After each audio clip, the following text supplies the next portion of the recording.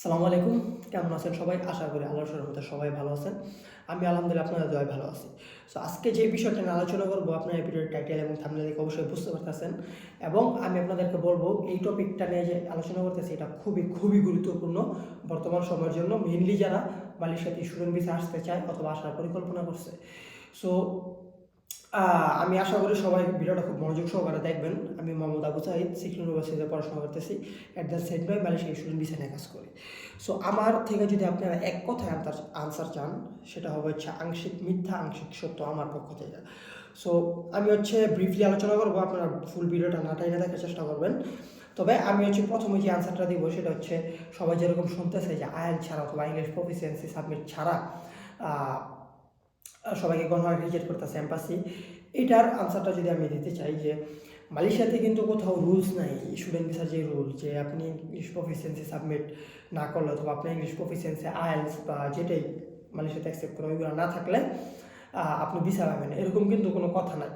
যেটা রুলস সেটা হইতেছে যদি আপনার ইংলিশ প্রফিসিয়েন্সি না থাকে আপনি ভিসা নিয়ে মালয়েশিয়াতে আসতে পারবেন।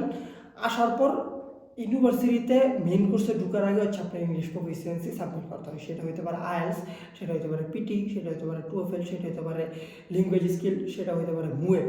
সো যেই ইংলিশ প্রফিসিয়েন্সি অ্যাকসেপ্ট করে মালয়েশিয়াতে ওইগুলার যে কোনো একটাই যদি আপনার থাকে আপনি কিন্তু মেইন কোর্সে ঢুকতে পারবেন। সো এটা হচ্ছে রুলস। এখানে কিন্তু কথা নাই যে আপনার ইংলিশ প্রফিসিয়েন্সি না থাকলে আপনি মালয়েশিয়াতে আসতে পারবেন না। সো বর্তমান সময়ে হইতেছে নাকি, আমি যদি ভুল না করি 2023 সালের সেপ্টেম্বর অথবা অক্টোবরের পর সময়টাতে কিন্তু মালয়েশিয়াতে স্টুডেন্ট ভিসা আসার জন্য বাংলাদেশ থেকে মেনলি ইন্টারভিউ সিস্টেমটা চালু হয়েছে। এর আগে ছিল না। এর আগে ছিল যে আপনার ভিসা অ্যাপ্রুভাল লেটার 70% হয়ে গেছে, আপনি ভিসা অ্যাপ্রুভাল লেটার পেয়ে গেছেন। এরপর হচ্ছে আপনি ই ভিসা অ্যাপ্লাই করলে আপনি 24 ঘন্টা অথবা 48 ঘন্টার মধ্যে আপনি ই ভিসা পাই যেতেছেন। বাট এর পরবর্তী সময়ে ইন্টারভিউ সিস্টেম চালু করছে। এটার পিছনে একটা মেইন রিজন ছিল যে ফেক স্টুডেন্টগুলো বন্ধ করার জন্য।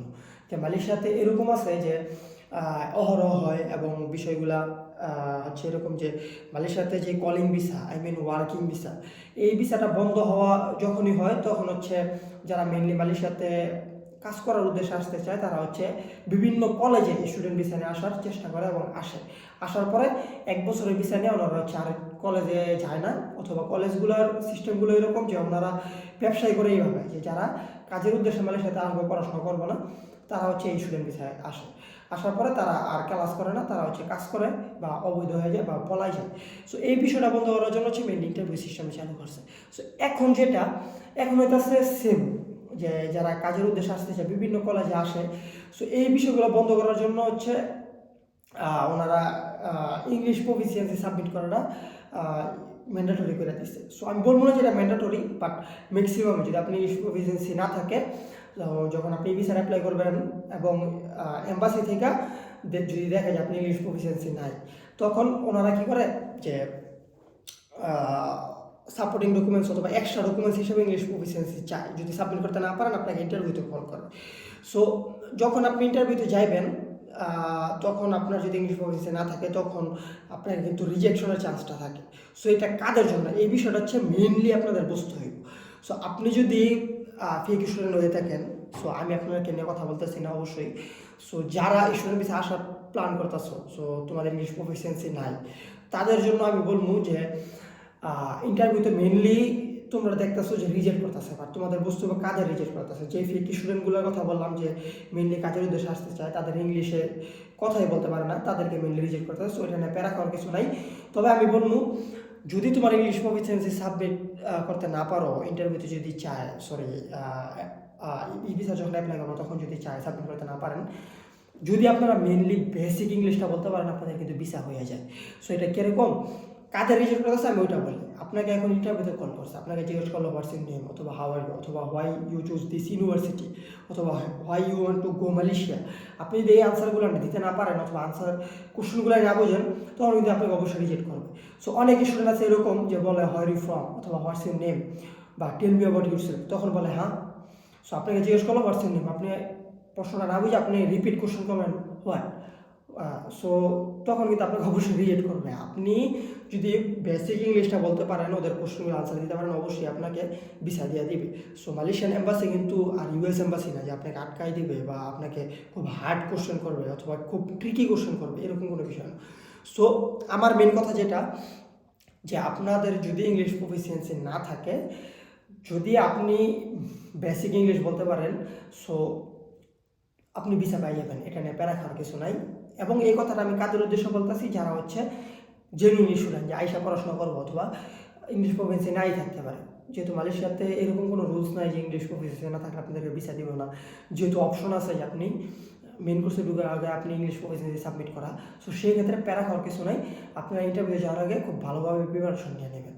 2 নম্বর বিষয় যেটা, যে মালয়েশিয়াতে স্টুডেন্ট ভিসা বন্ধ করে দিয়েছে, এ কথাটা হচ্ছে ভুল। বাট 2025 থেকে ভিসার ইস্যুটা কমাই দিবে। তবে এটা কাদের জন্য সেটা আমি বলি, যে ওই যে বললাম সেই স্টুডেন্ট যারা হচ্ছে মেইনলি মালয়েশিয়াতে স্টুডেন্ট ভিসায় আসার পিছনে তাদের উদ্দেশ্যটা হচ্ছে এখানে এসে কাজ করবো, পড়াশোনা করাটা না। সো তাদেরকে শিওর ধরে রাখেন যে তারা ভিসা পাবে না মালয়েশিয়াতে। এবং এটা হচ্ছে খুবই একটা বেনিফিট এবং এটা হচ্ছে খুবই গুড নিউজ আমি বলবো, যে মালয়েশিয়াতে অ্যাটলিস্ট বাংলাদেশি স্টুডেন্টদের যে রেপুটেশন এইটা আপডেট হইবে। কীভাবে? যে ম্যাক্সিমাম ইউনিভার্সিটি অথবা মালয়েশিয়ান যারা আছে অথবা অন্য অন্য দেশ থেকে যারা পড়াশোনা করতে আসে, সবাই ভাবে যে মালয়েশিয়াতে স্টুডেন্ট ভিসা বাংলাদেশ থেকে আসছে মানে বাংলাদেশের এখানে কাজ করে অথবা কামলাতে, যেটা ডিরেক্টলি বলে আর কি, খাঁটি খাঁটি বাংলায়। সো এই ধারণাটা থেকে সবাই মুক্ত পাইব, যে একমাত্র জেনুইন স্টুডেন্ট যারা তারাই মালয়েশিয়াতে আসতে পারবো। কারণ আপনার যদি এখন লং স্টাডি গ্যাপ থাকে অথবা ইংলিশ প্রফিসিয়েন্সি না থাকে, সেক্ষেত্রে আপনি ভিসা পাইবেন না। এটা 2025 থেকে এটা শিওর ধরে রাখেন। সো এইটার পিছনে কারণ হচ্ছে, আমি বলবো যদি আপনার লং গ্যাপ থাকে আপনি ভিসা পাইবেন না, অথবা ইংলিশ প্রফিসিয়েন্সি না থাকলে আপনি ভিসা পাইবেন না। এটার মধ্যে খুবই ট্রিকি একটা বিষয় আছে, যেটা হচ্ছে যদি আপনার লং গ্যাপ থাকে, আপনি যদি ব্যাচেলর অ্যাপ্লাই করেন, ঠিক আছে, সো সেই ক্ষেত্রে আপনার ভিসা পাওয়ার ওয়েটা কি? ভিসা পাওয়ার ওয়েট হচ্ছে আপনার ইংলিশ প্রফিসিয়েন্সি যদি আপনার থাকে, সেক্ষেত্রে আপনি ভিসা পাবেন, কারণ আপনার লং গ্যাপ হইতেই পারে। সো আপনার যখন ইংলিশ প্রফিসিয়েন্সি রিসেন্ট আপনি একটা সাবমিট করবেন, আপনার হতে পারে TOEFL, হতে পারে পিটি, হতে পারে IELTS, সো তখন আপনি কিন্তু আমার সাথে একটা যুক্তি দিতে পারবেন যে আমার লং গ্যাপ এই কারণে হয়ে গেছে, বাট আমি জেনুইন স্টুডেন্ট, আপনি বুঝাতে পারবেন যেহেতু আপনার ইংলিশ প্রফিসিয়েন্সি আছে, অথবা রিসেন্ট টাইমে আপনি ইংলিশ প্রফিসিয়েন্সি সাবমিট করছেন, অথবা যে কোনো একটা ইংলিশ টেস্ট দিচ্ছেন। সো এটা হচ্ছে আপনার ভ্যালু অ্যাড করা। আপনার যদি গ্যাপ না থাকে, আপনার ইংলিশ প্রফিসিয়েন্সি না থাকে, সেক্ষেত্রে আমি যেটা বললাম যে আপনি ইন্টারভিউতে খুব ভালোভাবে কথা বলতে পারলেই আপনার ভিসা হয়ে যাবে। এবং মালয়েশিয়া ইন্টারভিউ কিন্তু খুব হার্ড না, জাস্ট ওরা দেখতে চায় যে আপনি ইংলিশটা কতটুকু বলতে পারতেছেন। আপনাকে জিজ্ঞেস করলো হোয়াটস ইউর নেম, আপনি বললেন হোয়াট, সো সেক্ষেত্রে আপনি ভিসা পাবেন না। আপনি যদি ওরকমই স্টুডেন্ট না হয়ে থাকেন, তো সেক্ষেত্রে আপনার প্যারা নেওয়ার কোনো দরকার নেই।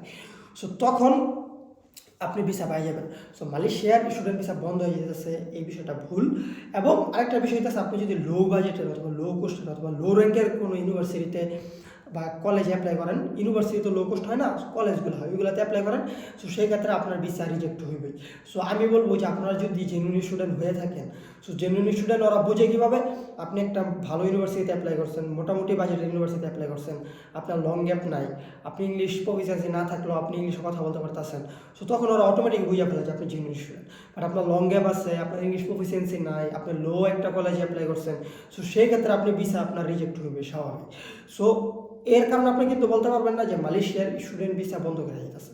এটা হচ্ছে স্টুডেন্ট ভিসার রেশিওটা কমা যেতেছে, যারা হচ্ছে মেনলি মালয়েশিয়াতে অ্যাপ্লাই করছে এই স্টুডেন্ট ভিসার জন্য, বাট ওদের উদ্দেশ্যটা হচ্ছে এইখানে এসে কাজ করবো তাদের জন্য। সো এইটা নিয়ে ভয় পাওয়ার কিছু নাই। এটা হচ্ছে খুবই একটা অ্যাডভান্টেজ আমি বলবো, যে মালয়েশিয়াতে মেনলি যারা জেনুইন স্টুডেন্ট তাদের জন্য। সো আলোচনার মূল বিষয় ছিল আমার এটাই, হয়তো ভিডিওটা খুব বড় হয়ে গেছে, আমি গুছায় বলতে পারি নাই, তবে আমার কথা বলার উদ্দেশ্যগুলো আপনারা হয়তো আশা করি বুঝতে পারছেন যারা ফুল ভিডিওটা দেখছেন। সো আমি এখানে 3টা কথা বলবো, যে মালয়েশিয়া স্টুডেন্ট ভিসা বন্ধ হয়ে যেতেছে, এই কথাটা হচ্ছে ভুল। মালয়েশিয়া স্টুডেন্ট ভিসার ইস্যু কমাই দেবে 2025 থেকে, এটা হচ্ছে সত্য কথা। তবে এটা স্পেসিফিক কিছু মানুষদের জন্য, যারা হচ্ছে মেনলি কাজের উদ্দেশ্যে আসতে চায়, তো তারা ভিসা পাইব না, এটা স্বাভাবিক। তো এটা হচ্ছে মেনলি জেনুইন স্টুডেন্টদের জন্য একটা বেনিফিট।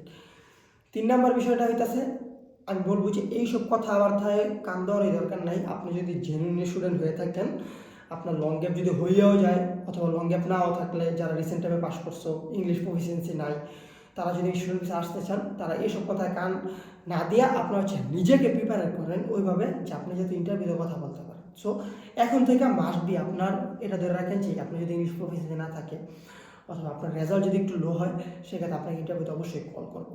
সো এইসব কথাবার্তাগুলো কান না দিয়া আপনারা হচ্ছে নিজেদেরকে প্রিপেয়ার করেন ওইভাবে যাতে আপনারা ইন্টারভিউতে কথা বলতে পারেন এবং অ্যাম্বাসাডরকে বুঝাইতে পারেন যে আপনি অবশ্যই জেনুইন স্টুডেন্ট, অবশ্যই আপনি মালয়েশিয়াতে স্টুডেন্ট ভিসার জন্য অ্যাপ্লাই করছেন, দ্যাট মিনস আপনি এখানে এসে পড়াশোনা কন্টিনিউ করবেন।